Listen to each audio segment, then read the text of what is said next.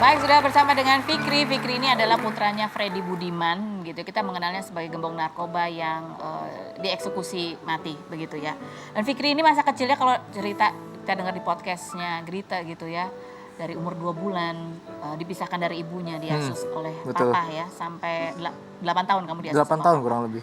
Kemudian kamu diasuh oleh ibu ini istri-istri Betul, papa kamu iya. gitu. Dan abis itu papa kamu gak tahu kemana, hilang. Betul. Dan kamu tahu itu justru ketika dia sudah di Di penjara. dalam penjara waktu itu, udah divonis. Udah vonisnya hukuman mati. Udah hukuman mati waktu itu. Oke. Nah, kamu punya banyak alasan ya untuk, aduh aku soalnya broken home nih, aku soalnya gini, untuk jadi anak yang bandel gitu ya. Tapi ya kita lihat kamu baik-baik aja. Betul. Apa yang membuat kamu seperti ini? Ajaran dan didikan papa sih. Sebetulnya justru. Papa tuh mendidik anak-anaknya supaya kuat mental, terutama aku ya. Jadi emang harus punya menjadi lelaki yang punya mental yang kuat. Caranya gimana? Semua didikannya keras. Kayak misalnya?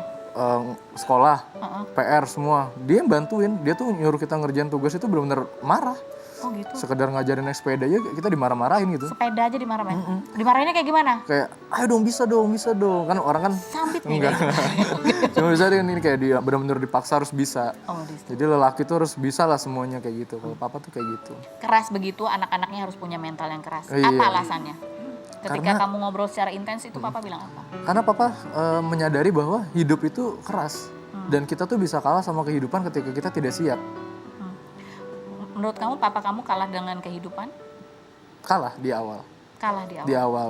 Untuk masa mudanya, aku menyadari bahwa papa tuh kalah dengan kehidupannya. Dia menyerah akan kehidupan, tapi di akhir hayatnya dia menunjukkan bahwa dia mengembalikan keadaannya. Dengan bertaubat itu. Dengan bertobat. Dan papa itu memang dari kecil, dari lahir adalah muslim ya? Muslim, dari lahir muslim. Dan itu menjalani pertobatannya menjelang masa hukuman matinya. Hukuman mati. Terus papa kan bilang waktu itu bahwa kamu bilang bahwa papa tuh bukan karena kemiskinan terlibat narkoba, tetapi karena lingkungan. Karena lingkungan. Seperti apa sih lingkungannya? Lingkungan papa itu dari dulu lingkungan yang, ya maaf, mungkin lingkungan yang orang-orang yang besar dari kalangan-kalangan kriminal seperti itu, yang sudah sering melakukan tindakan-tindakan yang tidak baik. Jadi papa terbentuk dari lingkungan seperti itu, bukan karena faktor ekonomi. Bukan karena kan bisa keluar dari situ. Nah itulah makanya tadi aku bilang kalau papa kalah sama kehidupan, mungkin itu salah satu buktinya. Seperti salah satu buktinya. Dan itu dia sebenarnya tidak ingin itu terjadi ke anak-anaknya. That's why juga kenapa papa ngajarin, karena dia tahu lingkungan itu bisa mempengaruhi. Makanya dia memberikan aku tuh lingkungan yang selalu baik.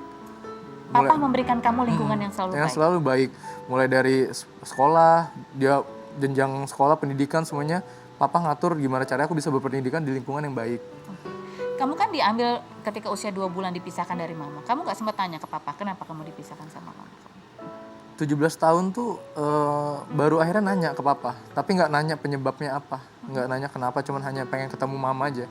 Dan akhirnya papa bilang kayak, oke, Dede udah gede sekarang. Udah saatnya mungkin Dede udah boleh ketemu mama. Udah gitu. boleh? Udah boleh, karena mungkin takut kalau sebelum-sebelumnya mungkin emosi aku belum bisa, gak stabil gitu. Oke.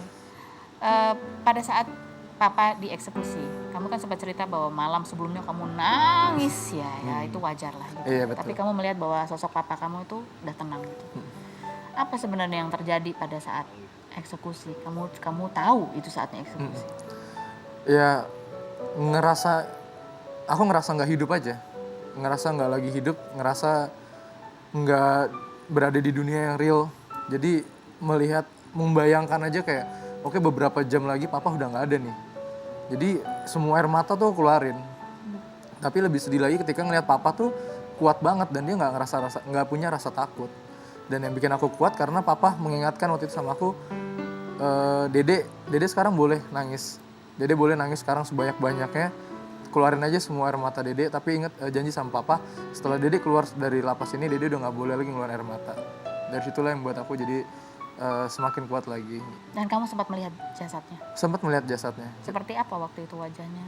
Alhamdulillahnya kalau aku menilai secara pribadi dengan baik banget lah jenazahnya. Terus juga ada beberapa ahli-ahli agama yang bilang, yang melihat juga papa kamu udah tenang melihat dari jasadnya. Dari jasadnya. Apa waktu itu yang kamu ingin sekali katakan di saat-saat terakhir kepada papa itu apa? Yang paling pengen aku kasih tahu kalau misalnya bahwa aku tuh sayang banget sama papa. Cuman aku aku sama kayak papa, nggak bisa nunjukin rasa sayang. Susah menunjukkan dalam tindakan, perilaku. Jadi lebih hanya dari omongan, hanya sekedar kayak gitu. Dari omongan yang casual biasa. Iya gitu. Padahal itu sebenarnya untuk menunjukkan kamu sayang. Nyesel nggak? Enggak sih sekarang mah kalau nyesel. Karena kamu tahu papa tahu Iya. kalau kamu sayang. Kita akan kembali lagi, jangan kemana-mana. Tetap di Rumpi.